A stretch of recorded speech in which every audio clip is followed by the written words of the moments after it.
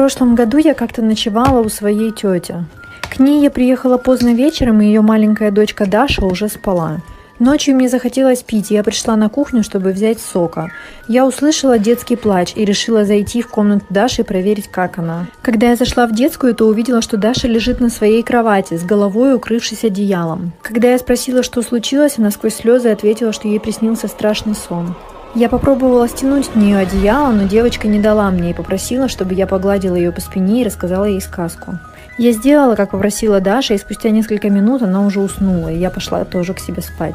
Утром я пришла на кухню завтракать, но Даши я не увидела. Я спросила у тети, где Даша, и рассказала ей о ночном происшествии. От моего рассказа тетя побледнела. Она сказала, что Даша у бабушки, и дома она не ночевала.